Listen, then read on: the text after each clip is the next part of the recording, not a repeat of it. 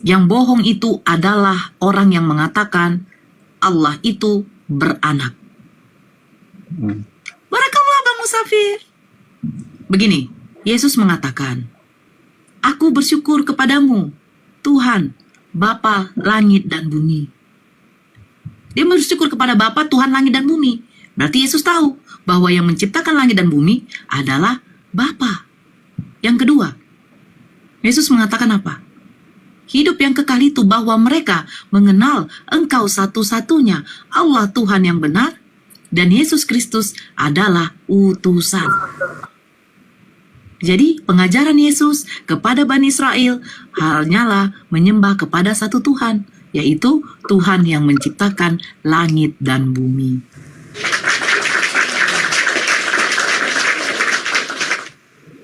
Terus Yesus siapa karena? Yesus hanyalah firman yang menjadi manusia, yang diutus oleh Bapanya untuk menyampaikan firman-Nya. Yohanes 17 nomor 8. Segala firman yang engkau sampaikan kepadaku ya Bapa, telah kusampaikan kepada mereka dan mereka menerimanya. Mereka tahu bahwa engkaulah yang mengutus aku. Fix, Yesus hanyalah utusan. Ajaran Yesus adalah menyembah kepada Bapanya.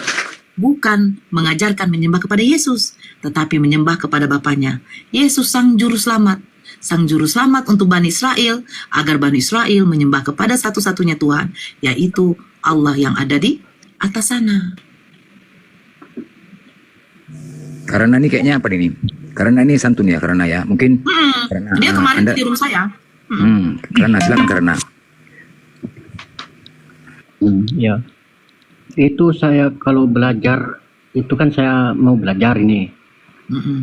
Kalau saya tengok di surat Al-Ikhlas, itu Allah tidak beranak dan tidak diperanak. Saya buka ya, saya buka, oke.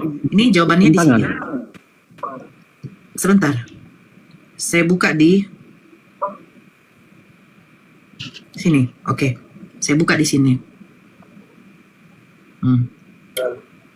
Oke, saya buka di dalam surat Al-Maidah ayat 73. Sungguh telah kafir orang-orang yang mengatakan bahwa Allah adalah salah satu dari yang tiga. Padahal tidak ada Tuhan yang berhak disembah selain Tuhan yang Esa. Jika mereka tidak berhenti dari apa yang mereka katakan, pasti orang-orang kafir di antara mereka akan ditimpa azab yang pedih. Sekarang pertanyaan saya, siapa yang mengatakan bahwa Tuhan itu tiga menjadi satu? Kalau tiga menjadi satu itu kan cuma cari sensasi aja di Kristen. Mencari sensasi ya? Jadi pendeta ini mencari sensasi ya?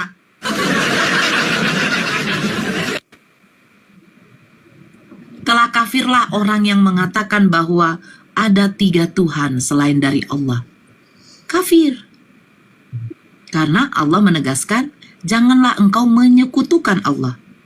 Di dalam hukum Taurat yang pertama, jangan ada padamu ilah lain di hadapanku karena jangan engkau membuat bagimu patung yang menyerupai apapun dan jangan sujud menyembah atau beribadah kepadanya.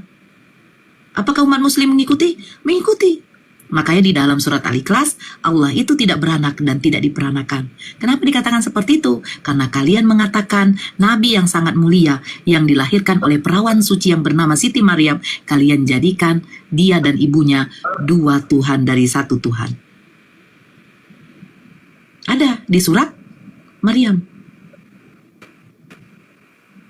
Coba surat Maryam ayat berapa? Oke. Surat Maryam ya? Al-Maidah 116. Al-Maidah 116. Kalau nggak salah ya? Apa? Satu dan dua Tuhan.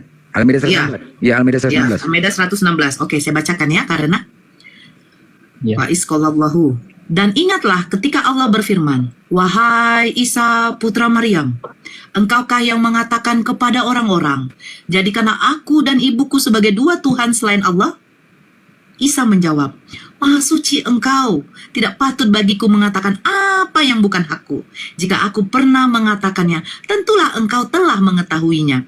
Engkau mengetahui apa yang ada pada diriku, dan aku tidak mengetahui apa yang ada padamu. Sungguh engkaulah yang maha mengetahui segala yang goib. Surat Al-Maidah ayat 116. Itu kenapa ada? Karena sekarang ini kalian menjadikan Nabi Isa atau Yesus, anak dari Bunda Maria, itu adalah dua Tuhan selain Allah.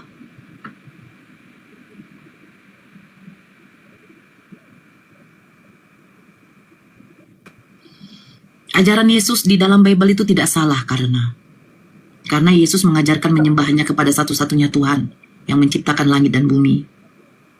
Makanya di dalam perjanjian lama tidak pernah dikatakan Tuhan bernuzul sebagai manusia. Tidak ada ajaran bahwa kedatangan Yesus untuk menebus dosa manusia, nggak ada. Allah tuh tidak memerlukan dosa karena Allah tuh hanya menimbang pahala. Itu kan ajaran si... Apa deh? Itu kan ajaran Paulus. Ya, yang Itu kan menjadikan ajaran Yesus Tuhan. Paulus. Ya, yang menjadikan Yesus Tuhan itu ya Paulus, bukan Yesus. Yesus mengatakan dirinya anak manusia. Paulus mengatakan Iya. sebab itu Kristus telah mati dan bangkit supaya menjadi Tuhan. Terus Paulus itu siapa? Paulus adalah orang yang tersesat, yang mengaku dia pernah bertemu dengan Yesus, sementara Yesus sudah mengatakan, berhati-hatilah kamu, akan ada Mesias-Mesias palsu yang mengaku aku adalah Yesus. Lihat, dia ada di padang gurun. Lihat, dia ada di dalam bilik. Janganlah kamu ke sana dan percaya. Di dalam surat Matius. Yang mengaku Yesus kepada kepada Paulus adalah Yesus, itu siapa sebenarnya? Karena Yesus tidak pernah mengatakan dia akan datang sebagai cahaya. Sementara yang berjumpa sama Paulus itu adalah cahaya. Yang berjumpa sama Paulus, Kisah Para Rasul 26 nomor 13. Apa dikatakan? Aku melihat cahaya yang lebih terang dari matahari, turun dari langit, mengelilingi aku.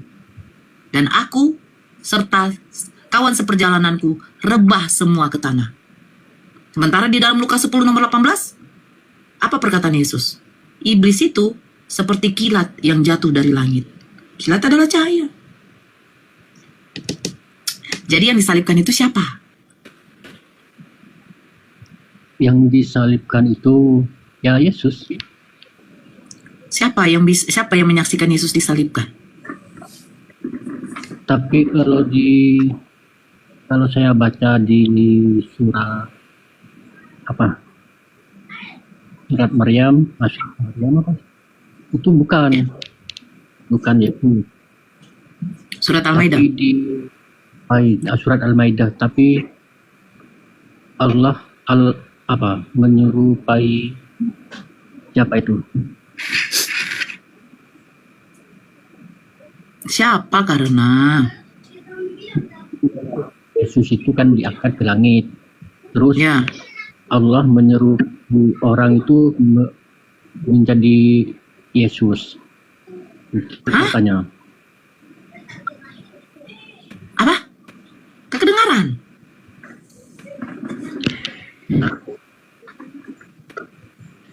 Allah Yesus itu diangkat ke langit. Terus Allah apa itu? di mana? Kalau di Islam siapa yang disalib itu? Kalau di Al-Quran tidak dijelaskan pernah saya siapa yang baca. disalib.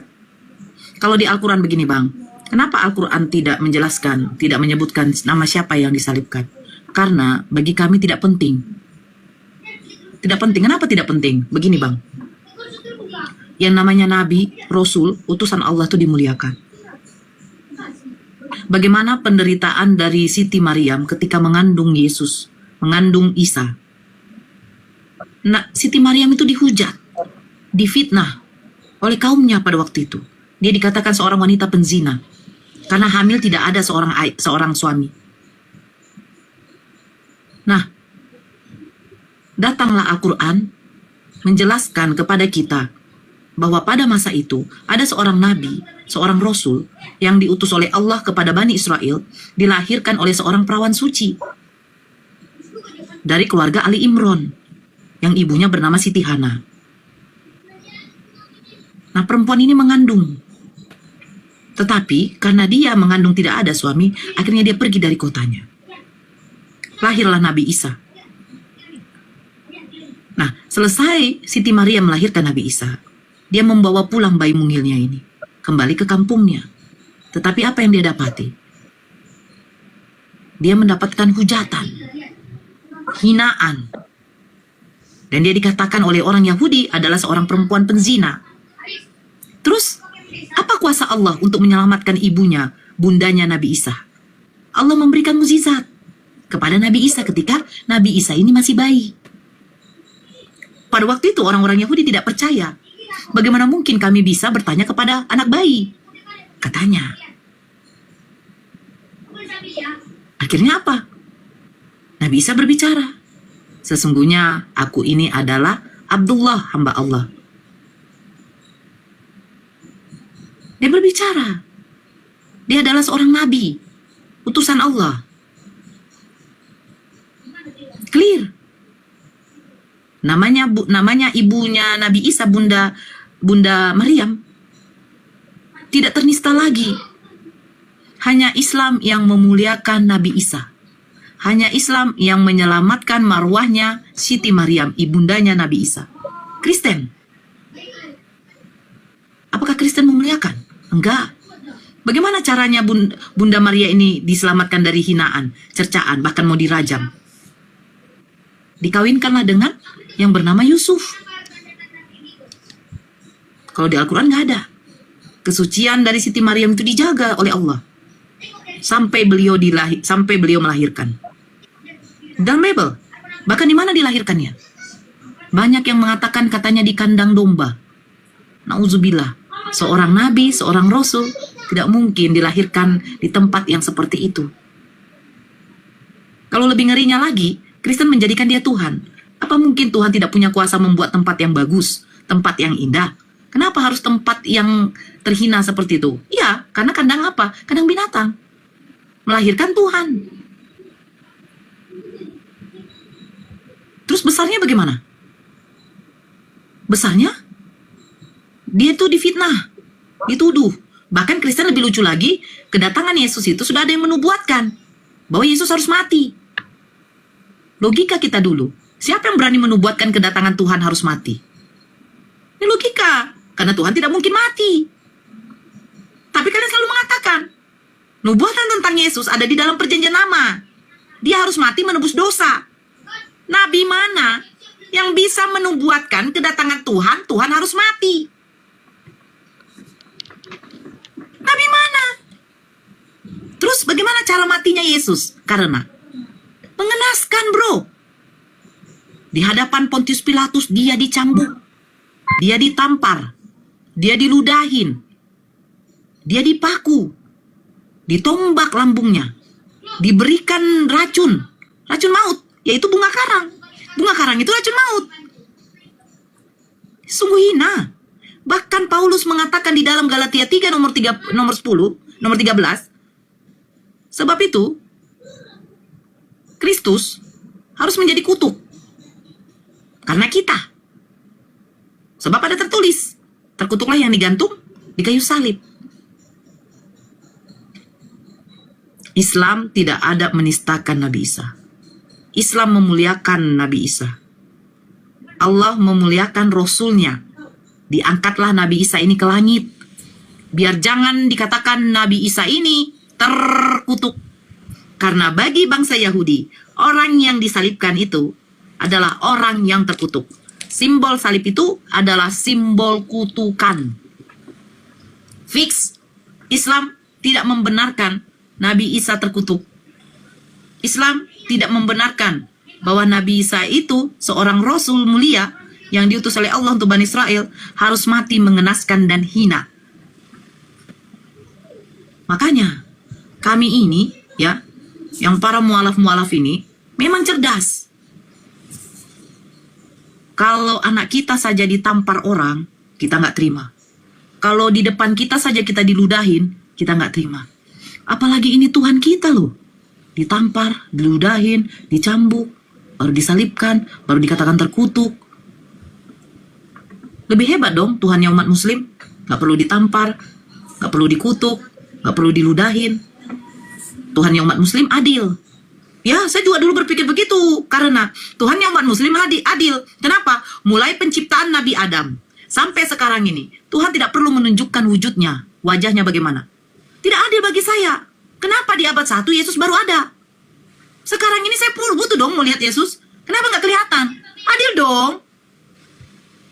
Harus adil dong. Ya kan, karena kan begitu. Jadi seolah-olah dia seperti Presiden Soekarno. Maaf, kenapa saya katakan kayak gitu? Presiden Soekarno, ya, di zamannya orang pada bisa melihat dia. Mungkin nenek saya punya nenek. Tapi di zaman sekarang, tidak bisa saya lihat Soekarno. Karena apa? Ya karena dia sudah meninggoy. Udah mati, udah meninggal. Nah, sekarang Yesus yang katanya Tuhan, datang pada abad 1. Mana sekarang? Jejaknya mana? Kan begitu. Begitu Bang, karena ya kita cerdas lah. Kita cerdas. Cerdasnya apa? Cerdasnya berpikir Tuhan tidak mungkin menjadi manusia, Bang. Tidak mungkin saya punya Tuhan itu bisa BAB. Itu kotoran itu, Bang. Masa Tuhan mengeluarkan kotoran? Silakan disapa yang baru masuk, Blender. Romi, monitor. Halo, assalamualaikum Waalaikumsalam. warahmatullahi wabarakatuh. Islam Bang ya. Islam, alhamdulillah. Sehat Izin, selalu, Bang, Bang Blender. Siap Bang. Kak Nora. Ya, siap Bang. Saya boleh jawab pertanyaan Kak Nora. Saya rasa yang menubuatkan itu nabinya Oten, Nabi Paulus kali ya. Ya, biarkan mereka menjawab. Assalamualaikum warahmatullahi wabarakatuh. Waalaikumsalam. Ya, karena begini, karena ya, kita ini manusia diberikan akal. Apa fungsi akal itu? Karena untuk menilai baik dan buruk, salah yang benar. Gunakan akalmu untuk mencerna setiap kata-kata kami. Renungkan. Kami tidak ada unsur memaksa di sini. Tapi yang pasti di sini kita mencari Tuhan siapa yang sebenarnya. Tuhan itu cuma satu, karena selagi kau masih diberikan kesempatan oleh Allah hidup, di sini kesempatan kau untuk mencari kebenaran sebelum kau mati. Yang pasti dalam hidup ini adalah mati. Ketika kau nanti salah menuhankan, maka tempatmu akan neraka kekal abadi. Abadi itu. Ya, ingat. Abadi. Ya. Yang lain ada yang mau naik? Enggak ada jantungan, enggak apa-apa. Di bawah tuh banyak. Iya, takut semua. Artinya nggak apa-apa. Kalau mereka nggak naik, berarti benar. Kebenaran Islam itu semakin nyata. Kita menantang kok. Kita menantang. Betul. Semakin nyata. Semakin nyata kebenaran Islam itu. Kalau memang benar mereka akan bela. Ya, solsel, fir solsel dabling. Assalamualaikum warahmatullahi wabarakatuh. Ya, saya Bang, ada mau sampaikan Bang?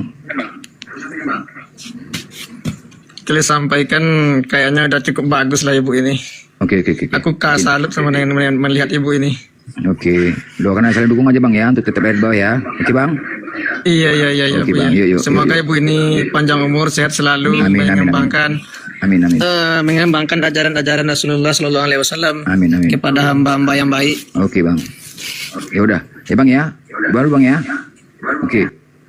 Ya, nggak apa-apa. Kristen nggak ada yang berani naik. Coba gitu banyaknya Kristen di bawah teman-teman. Gila ya. Gila nggak? Benar berarti Islam itu semakin nyata. Kau itu benar.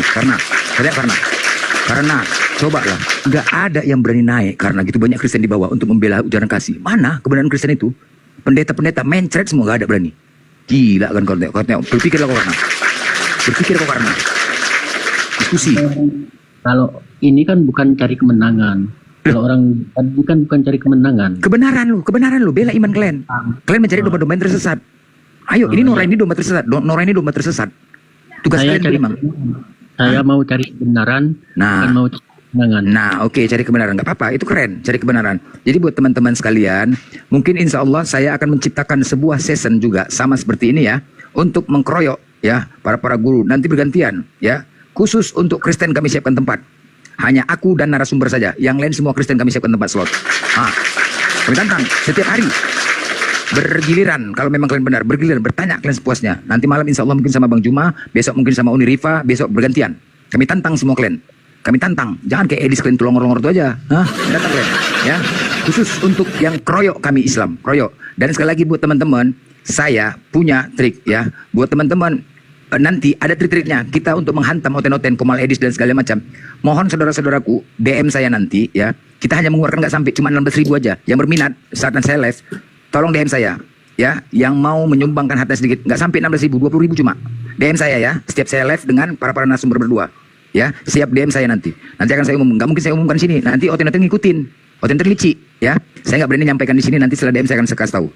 Ya, cara-caranya ya. Karena berulang saya lakukan ini, ikutin oten semuanya. Kita mau hantam Komal Oten nih. Oke? DM saya ya. Setiap saya live, DM saya nanti. Yang berminat DM saya. Nggak sampai 20.000, nggak sampai 20.000. Ya, oke? Silakan karena cari kebenaran tuh. Silakan, lanjut. Silakan karena mau nanya apa lagi, Dek?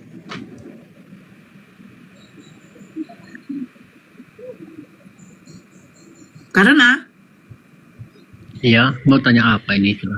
ya silakan tanya.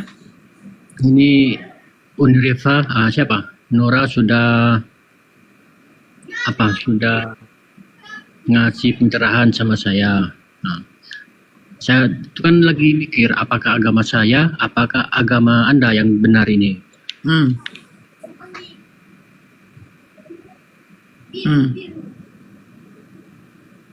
Ya lanjut.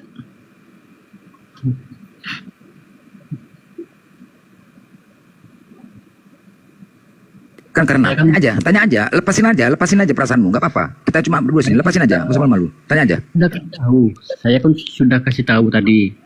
Saya tidak mau cari kemenangan, saya mau cari kebenaran. Nah, apakah agama saya, apakah agama Anda yang benar? Itu.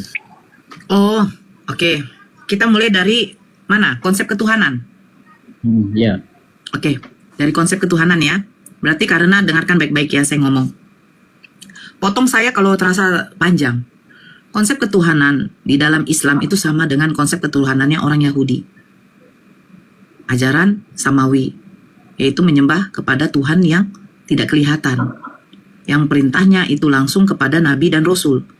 Disampaikan kepada Nabi dan Rasul, lalu disampaikan kepada umatnya. Kepada Musa, Daud, banyak nabi-nabi terdahulu sebelum diutusnya Nabi penutup, yaitu baginda Rasulullah. Nah, kenapa baginda Rasulullah ini tidak untuk Bani Arab saja? Karena baginda Rasulullah ini ya melanjutkan syariat dari nabi-nabi terdahulu untuk mengajarkan apa?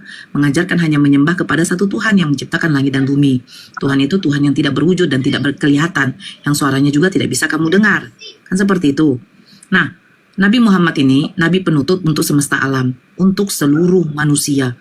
Beda Yesus, beda Nabi Musa. Musa kita tahu untuk Bani Yakub, yaitu Bani Israel.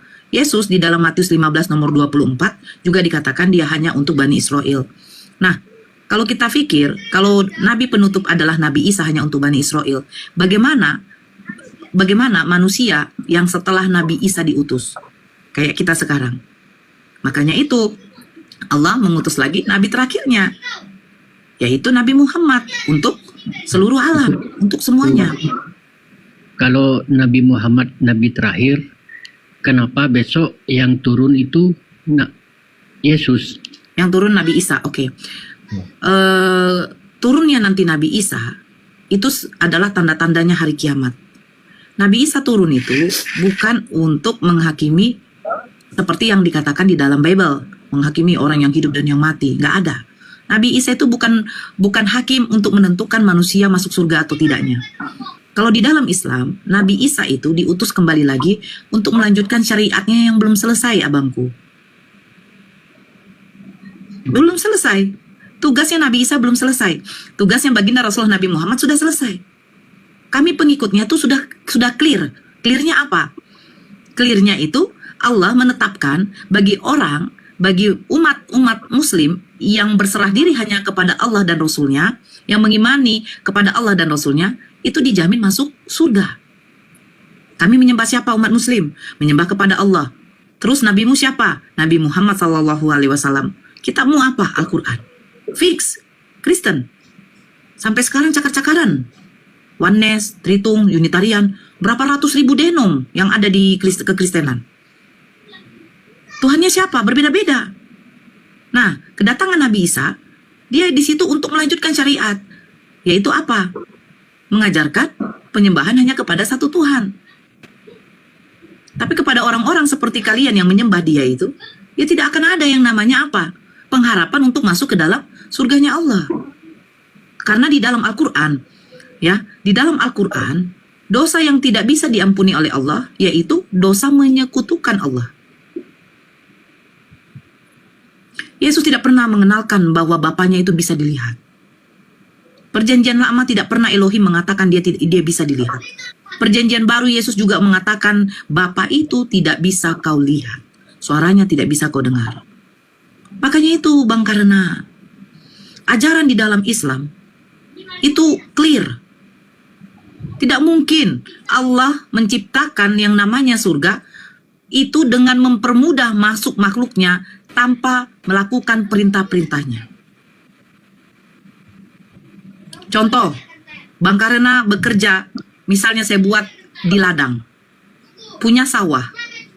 Apa langsung abang memakan beras, memakan nasi? Tidak. Harus dikelola dulu.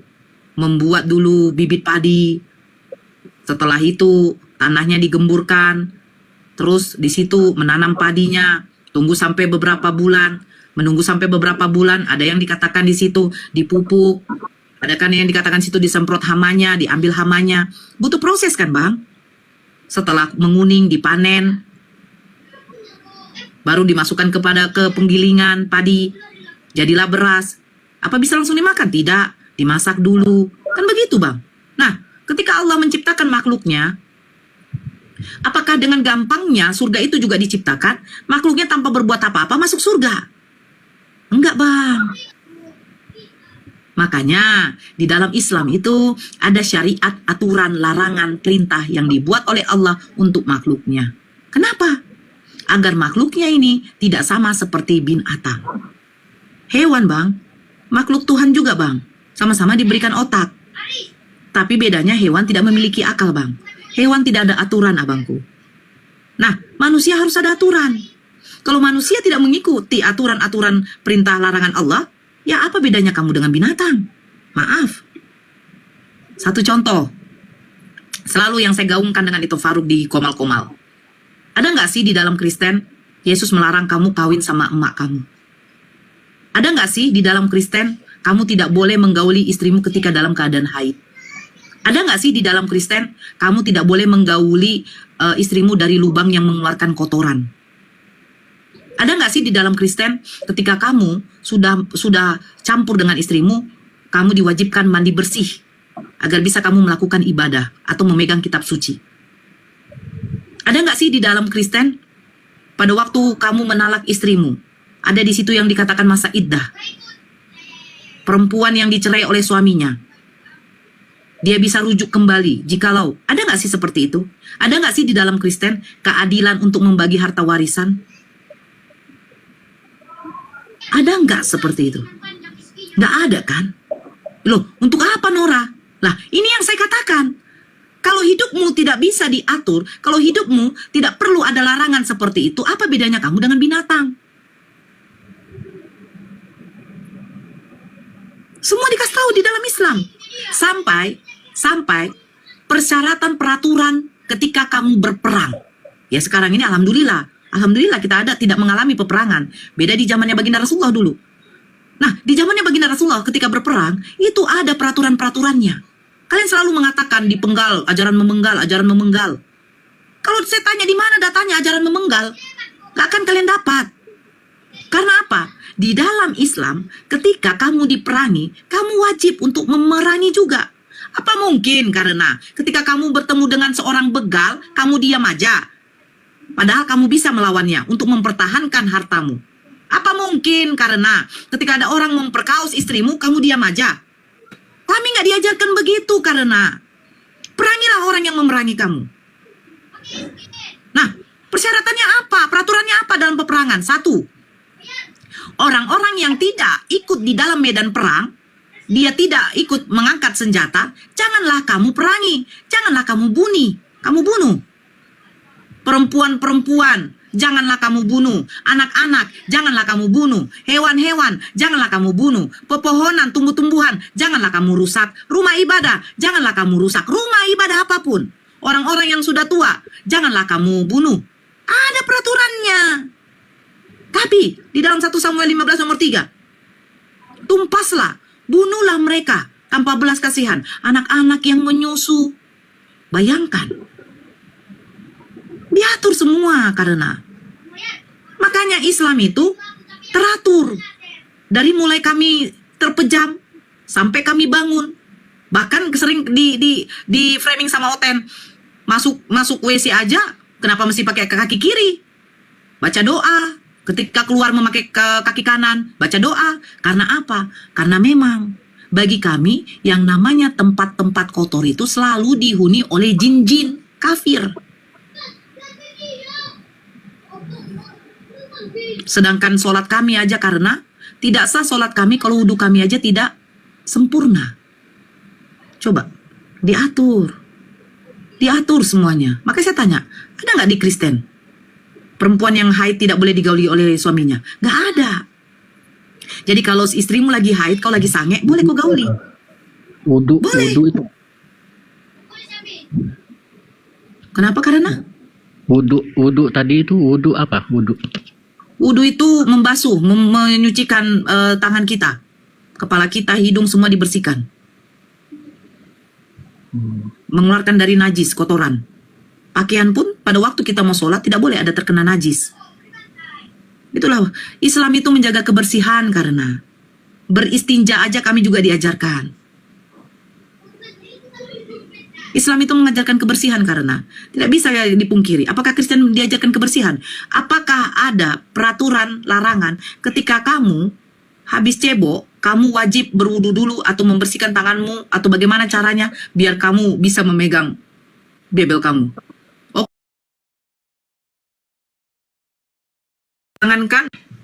jangankan bukan dalam keadaan haid.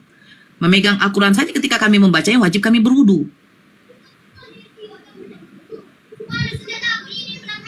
Itu bukti kesucian dari Al-Quran.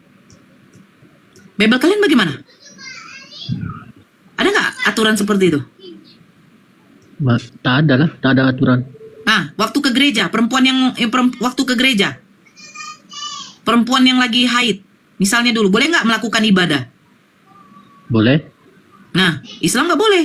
Perempuan yang lagi dalam keadaan haid, dia lagi dalam keadaan hadas besar, dia belum mandi wajib, dia dalam keadaan nifas, tidak boleh melakukan ibadah wajib. Nggak boleh. Itulah kesuciannya dalam beribadah di dalam Islam. Islam itu teratur.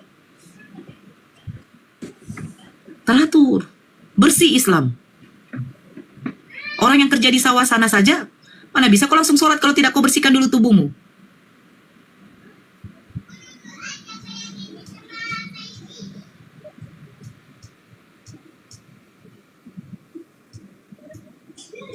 Apakah di Kristen ada hukum-hukum seperti itu karena?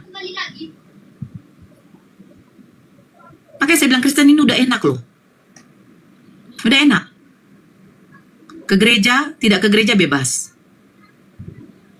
Tidak ada ibadah wajib. Nggak ada. Islam ibadah wajib 5 waktu. Pagi, zuhur, asar, maghrib, isya. Kalau kamu mau melakukan pekerjaan sunnah, ya alhamdulillah. Terhitung pahalamu di situ ada. Mau sholat sunnah, duha, sholat tobat, bisa menambah pahalamu. Apalagi kalau sholat sepertiga malam. Ada keutamaan-keutamaannya itu. Islam itu enak. Perkara kecil saja kau lakukan sudah menambah pahalamu. Bersedekah kamu saja menambah pahala, mengurangi sedikit demi sedikit dosamu. Itu Islam. Kau pindahkan batu yang dari tengah jalan, niatmu biar jangan ada kecelakaan, menambah pahalamu. Di Kristen ada nggak pahala? Melakukan kebaikan, kasih sayang, kasih. Ada nggak dikerjakan kayak gitu? Nggak ada, karena Nggak ada. memang nggak ada. 20 tahun saya di Kristen. Ya emang nggak ada. Tersadar. Ya memang nggak ada, betul.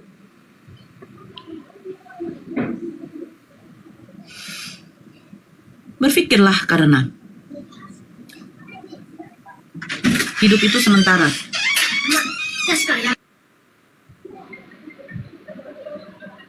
Itu cuma sebentar karena dunia ini hanya sekelip mata saja. Ketika Allah berkehendak, selesai. Makanya kalau di dalam Islam itu tidak ada diutamakan dosa. Semakin banyak kau mengumpulkan pahala dan amal ibadahmu, semakin berkurang timbangan dosamu nanti. Itu saja fix. Fix kalau di Islam. Dosa tidak penting. Datangnya Yesus untuk menebus dosa itu nggak penting dosa tuh. Di Islam tidak penting. Orang berlomba-lomba untuk mencari kebajikan, melakukan kebajikan, meraih ridhonya Allah, mencari berkahnya Allah. Dengan banyaknya pahala yang kamu kumpulkan, ya nanti di akhirat sana itu akan menjadi timbanganmu. Semakin banyak timbangan pahalamu, dosamu berkurang. Makanya saya bingung konsep penebusan dosa ini. 2000 tahun yang lalu Yesus datang ke dunia untuk menebus dosa. Setelah Yesus tidak ada di dunia ini, apakah yakin tidak ada orang yang berbuat dosa? Pasti ada. Nah, bagaimana dosa-dosa yang setelah Yesus tebus itu? Ya untungnya berbuat baik. Loh, kalau toh juga berbuat baik, ngapain ada penebusan dosa? Ya kan? Makanya lebih bagus Yesus datang terakhir kali aja untuk menebus dosa semua. Selesai. Jangan 2000 tahun yang lalu dia datang menebus dosa, setelah dia sudah tidak ada, bagaimana dengan kita-kita yang kayak begini? Pasti ada juga yang berbuat dosa. Nah, bagaimana orang sekarang yang berbuat dosa ini? Kan pasti katakannya, berbuatlah kamu kebaikan. Nah, kalau tahu juga berbuat kebaikan untuk mengumpulkan amal ibadah, pahala, menjadikan kita bisa masuk surga, ngapain ada penebusan? Oh, Nora, itu penebusan dosa itu untuk orang-orang yang di zaman dahulu. Kamu lupa. Apa? Sodom dan Gomora kenapa dimusnahkan oleh Allah? Air bah. Di zamannya Nabi Nuh. Kenapa diberikan oleh Allah azab seperti itu? Nah, karena apa? Karena Ini tidak kan ada konsep penebusan dosa karena kamu ditipu sama pendeta. Kenapa, Dek? Saya mikir, itu Tuhan Yesus kan nebus dosa. Nah. Terus dosa itu tebus sama Tuhan siapa? Itu yang saya pikir. Ya Tuhan Bapamu lah, karena kan ada dua Tuhanmu. Kan dua Tuhanmu kan, karena Iya, betul kan? betul. Bapa berfirman, jadilah manusia. Yohanes 1 nomor 14. Firman itu telah menjadi manusia. Kalian jadikan namanya adalah Yesus. Yesus jadi dari firmannya Tuhan, yaitu Elohim.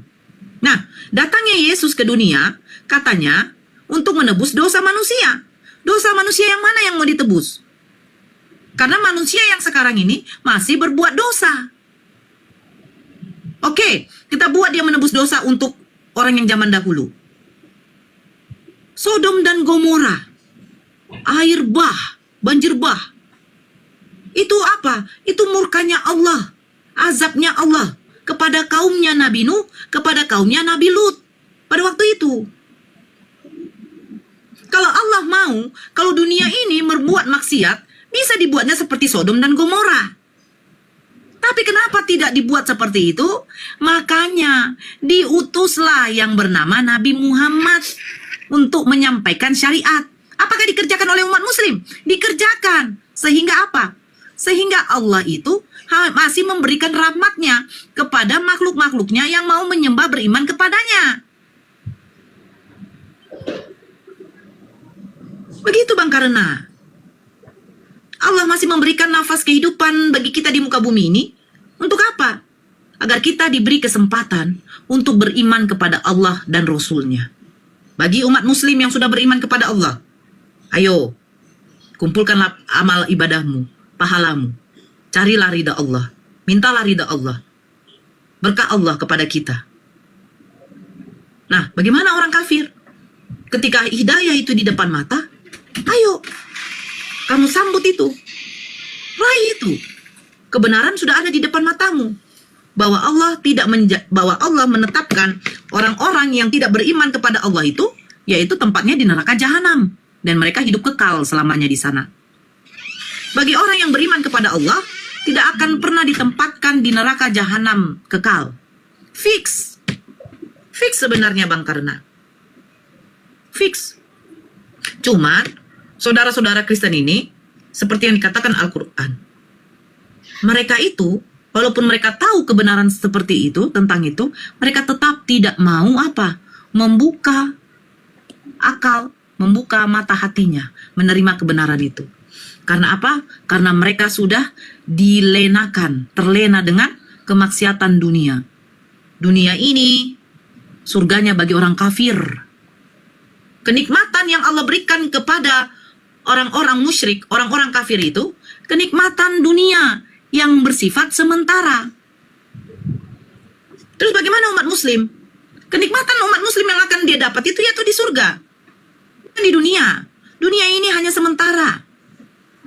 Kau bisa makan enak, kau bisa minum yang enak, rumah kau gede, kau punya Pajero. Kenikmatan yang kau dapat, kenikmatan sementara. Tapi ingat, kenikmatan yang kau dapat itu akan menjadi apa? Akan diapakan? Akan dihisap oleh Allah.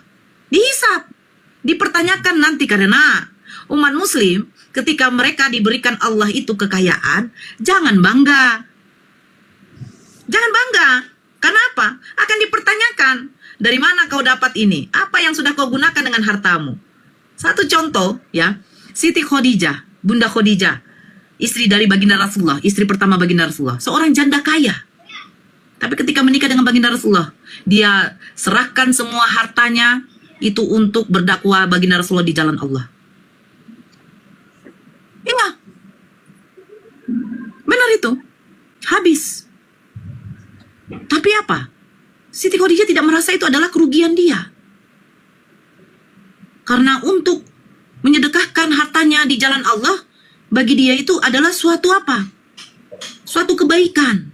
Karena harta itu tidak dibawa mati, tetapi akan diperhitungkan oleh Allah itu. Harta itu ujian loh. Anak ujian, suami ujian, istri ujian, semua tuh ujian. Jangan bangga kamu mempunyai anak yang udah S3, S2, S-tontong, tapi kalau 5 waktunya masih longgar. Jangan bangga. Jangan bangga anakmu mendapatkan titel yang hebat, seorang pilot, seorang dosen, atau bahkan mungkin wakil ajudannya presiden, kalau ilmu akhiratnya itu tidak, ilmu agamanya nggak ada. Jangan bangga. Memang. Makanya saya tidak perlulah. Saya tidak pernah mau mengatakan, nak kau nanti jadi ini, nak kau jadi itu. Saya tidak perlu memaksakan. Intinya, punya anak, ayo kita usahakan anak kita menjadi seorang hafiz dan hafizoh. Karena keutamaan seorang hafiz dan hafizoh itu apa? Dia bisa menjadi jembatan bagi orang tuanya kelak. Begitu, itulah kalau di Islam. Karena ada keutamaannya ketika kita bisa menghafal Al-Quran. Kalau di Kristen, apa yang dijanjikan Yesus kalau kalian bisa menguasai Bible? Mampuslah. Apalagi kalau dibacakan Yeskel 23, Amsal, Kidung Agung. Belum lagi hakim-hakim. Mampuslah. Mana mungkin dikuasai anak-anak yang namanya zakar kuda. Itulah di Islam. Karena Islam seperti itu. Kalau dipikir, ya bagi orang-orang yang merasa itu adalah suatu beban, ya silakan. Menuju neraka itu gampang. Siapa bilang menuju neraka itu susah? Menuju neraka itu gampang. Susahnya itu menuju ke surga. Karena ada larangan dan perintah yang wajib harus kita ikuti. Ya kan karena? Iya, iya. Betul nggak? Betul. Nah, sekarang kamu mau ke surga apa mau ke neraka? Dia mau ke surga lah. Kata Yesus, hidup yang kekal itu harus bagaimana?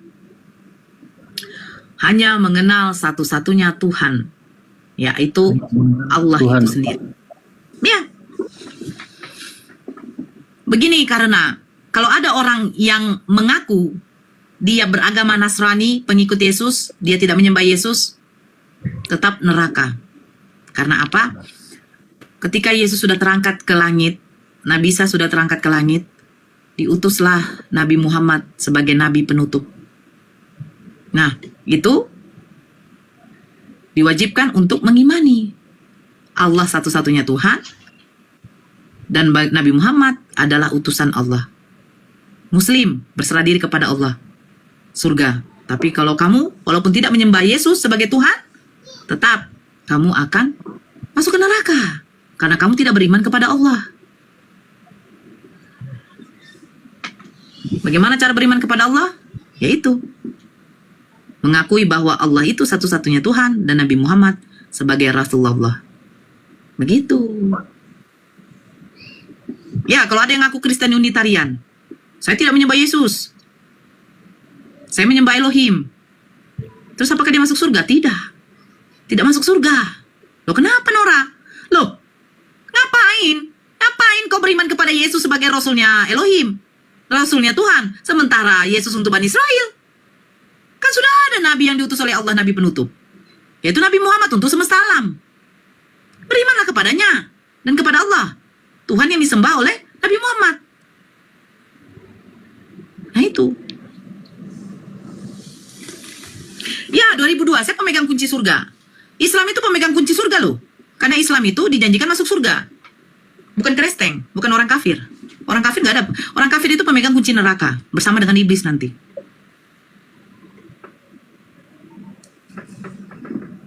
Nabi yang kena racun siapa?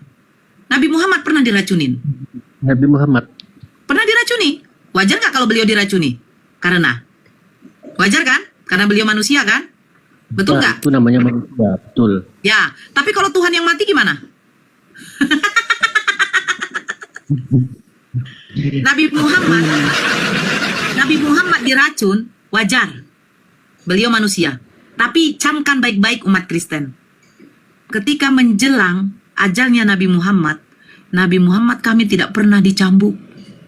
Nabi Muhammad kami tidak ada diludahi oleh Nabi Muhammad tidak ada diludahi oleh musuhnya. Kaum Quraisy pada waktu itu, bahkan pamannya sendiri Abu Lahab, Abu Jahal, tidak ada meludahi Nabi Muhammad ketika menjelang ajalnya. Tidak ada mencambuk. Tidak ada tangannya dipakukan. Tidak ada diludahin. Tidak ada ditombak. Ya kan? Tapi siapa yang mengenaskan di tiang salib itu? Bahkan dikatakan Paulus terkutuk. Nabi Muhammad manusia, diracun wajar. Ada yang digantung di kayu salib, manusia yang dilahirkan Bunda Maria dipaksa jadi Tuhan oleh Kristen. Yang naasnya, Tuhan mati mengenaskan. Ditampar, diludahin, dicambuk. Wow.